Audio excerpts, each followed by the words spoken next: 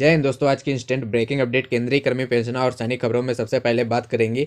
दो बड़ी खबर है 8वें वेतन आयोग को लेकर। आयोग और कर्मचारी मीटिंग जल्द। 8 पे कमीशन ने आयोग ने वेबसाइट लॉन्च की है। अपने सुझाव सभी कर्मचारी दे सकते हैं। कितना फिटमेंट फैक्टर रखा जाए, क्या उनकी मांगे हैं, इस पर अपने सुझाव दे सकते हैं।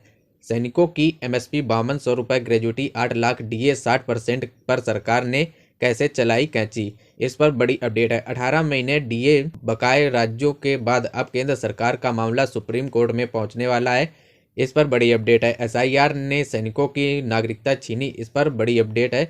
बिना परीक्षा के एक सर्विस में जेसीओ ओआर की भर्ती निकली हुई है, इस पर बात करेंगे। तो सबसे पहले पहली खबर, 8वें वेतन आयोग से संबंधित दो बड़ी खबरें आई हैं। वेबसाइट लॉन्च की है, सुझाव आमंत्रित किए गए हैं। कर्मचारी अपने सुझाव महत्वपूर्ण बिंदुओं पर दे सकते हैं। 8वें वेतन आयोग ने अपनी आधिकारिक वेबसाइट लॉन्च कर दी है। हितधारकों से व्यवस्थित प्रक्रिया मांगना शुरू किया है। जो उनकी प्रक्रिया है वो दे सकते हैं। जो केंद्रीय कर्मचारियों और पेंशन भोगियों के वेतन और भत्तों की समीक्षा की प्रक्रिया में एक महत्वपूर्ण कदम है। आयोग की आधिकारिक वेबसाइट जारी की है। एक बयान में कहा गया है कि माय गवर्नमेंट इन पोर्टल पर उपलब्ध एक संचालित प्रश्नावली के माध्यम से सुझाव एकत्रित किए जा रहे हैं।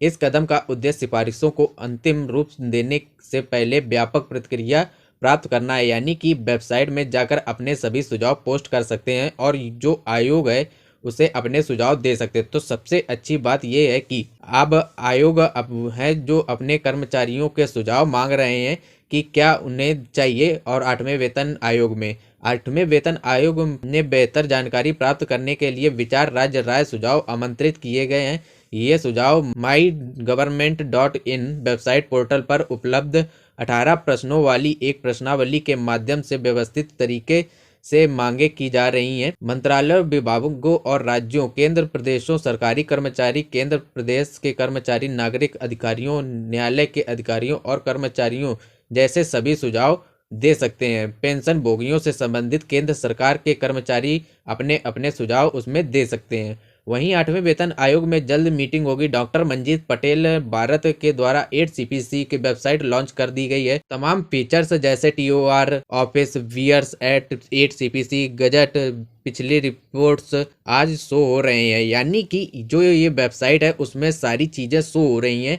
हम सब कर्मचारियों के लिए खुशी की बात है। जल्द बैठक शुरू हो सकती है। हम लगातार इसके लिए आवाज उठाते रहते हैं। हमें भरोसा है कि पे कमीशन भी जल्द ही मिशन 200 दिनों में तैयार करेगा अपनी रिपोर्ट, यानी कि जो रिपोर्ट होंगी वो 200 दिनों में तैयार होंगी। लगातार मांगे उठ रही हैं रिपोर्ट तैयार करने में। अपनी मंशा को कर्मचारी हित में जल्द स्पष्ट कर देगा। कल से जम्मू में इसके लिए कैंपेन शुरू कर रहे हैं और मध्य प्रदेश में के जिलों में भी भावत प्रधानमंत्री को ज्ञापन भी सौंप रहे हैं, भेज रहे हैं। तो 8वें वेतन आयोग को लेकर कर्मचारी भी बहुत उत्सुक हैं और उसका मानना है कि जल्द मीटिंग होगी। 200 दिनों में हम आवाज लगातार उठा रहे हैं। मीटिंग जब होगी तो उनसे कहेंगे कि 200 दिनों में जो रिपोर्ट तैयार करके दी जा रही है जिससे कर्मचारियों को इसका फायदा मिले। आज की दूसरी इंस्टेंट ब्रेकिंग अपडेट, सैनिकों की पेंशन से लेकर सैलरी तक कैसे काटी गई।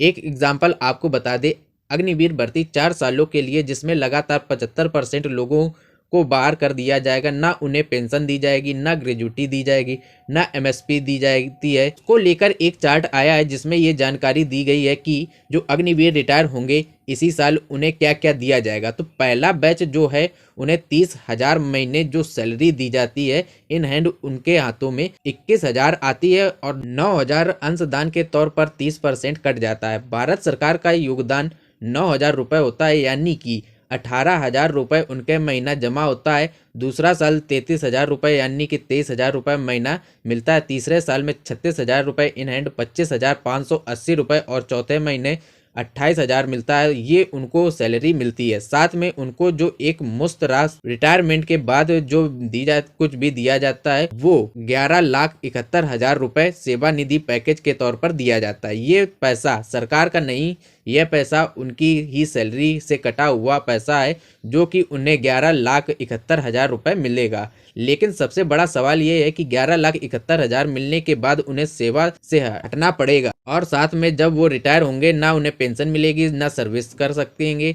तो फिर उन्हें सर्विस में ना तो एमएसपी मिलती है, रिटायर होने पर ना ग्रेजुएटी मिलेगी। यानी कि सैनिकों को जो पेंशन मिलती थी उसमें सबसे बड़ा काम यह किया गया है कि ना तो उन्हें पेंशन रिटायरमेंट के बाद और ना नुकसान सिर्फ सैनिकों का हुआ है, क्योंकि जो भी सैनिक भर्ती होते हैं सिपाही के तौर पर भर्ती होते थे और उन्हें आगे चलकर 17 साल सर्विस करने के बाद पेंशन उनकी बन जाती थी, जो अब नहीं हुआ करेगा। सिर्फ 25% जो परमानेंट होंगे उन्हीं को ही पेंशन मिलेगी, बाकी 75% को नहीं मिलेगी। और इसी साल वो रिटायर होने वाले हैं, तो कैंची चलाई गई है। एमएसपी भी नहीं देना होगा, अग्निवीर भर्ती में ग्रेजुएट भी नहीं देनी होगी, साथ में पेंशन ईएसएच की सुविधाएं भी नहीं देनी होगी। एक दूसरी बड़ी खबर आई है 18 महीने के डीए डीआर को लेकर। बता दें डीए डीआर मिलना अब संभव हो सकता है। यह अब मामला सुप्रीम कोर्ट में पहुंच गया है। कुछ दिन पहले केरल हाई कोर्ट का फैसला आया था, जिसमें केरल की सरकार की तरफ से जो उनका बकाया एरियर था वो देने के लिए कोर्ट ने कह दिया था। इसके बाद पश्चिम बंगाल सरकार को 2008 से 2019 का बकाया डीए देने के लिए सुप्रीम कोर्ट ने कह दिया था। जो राज्य सरकार से कहा गया था कि डीए कोई भीख नहीं, उनका ही हक कर्मचारियों का है, जबकि सरकारें यही कहती रही है कि डीए उनका हक नहीं है। अब केंद्र सरकार को भी डीए देना होगा, क्योंकि पश्चिम बंगाल सरकार ने कह दिया है कि पश्चिम बंगाल सरकार को आदेश कोर्ट सुप्रीम कोर्ट ने दिया है।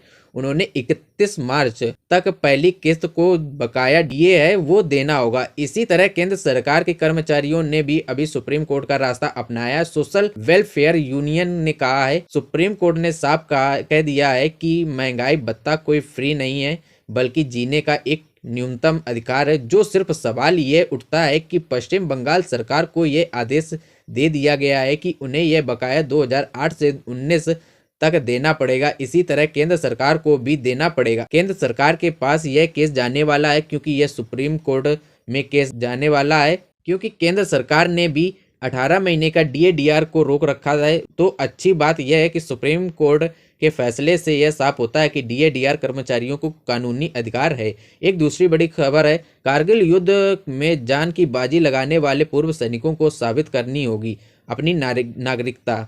ये मामला हवलदार अब्दुल मुख्तार के पिता 1971 युद्ध में और 1962 युद्ध में योद्धा रहे हैं, लेकिन उनके पिता को अब्दुल जो हवलदार हैं उनको अब नागरिकता साबित करनी पड़ रही है। एसआईआर के प्रक्रिया हुई है और एसआईआर की इस प्रक्रिया में उनके पास ऐसे कागज नहीं थे जो वो दिखा सके। हालांकि अब सोशल मीडिया पर उनकी ट्रेंड चल रहा है कि क्या सैनिकों को भी अब नागरिकता साबित करनी होगी। जो सेना में नौकरी करके रिटायर हुए हैं, जिन्होंने युद्ध लड़े हैं, जिनको भी नागरिकता देनी होगी। एसआईआर की प्रक्रिया कुछ ऐसी है जिसमें कई लोगों को इसमें दिक्कत हो रही है। हालांकि अगर आप सारे प्रूफ दे देते हैं, आपको कोई भी दस्तावेज देने की ज़रूरत नहीं है। 2003 की जो आपकी वोटिंग लिस्ट है उसका आपको डिटेल देना होता है और उस डिटेल से यह नागरिकता का आपको प्रमाण माना जा रहा है। जॉब से लेटेस्ट अपडेट है, बता दें एक्स सर्विसमैन के लिए ईएसएचएस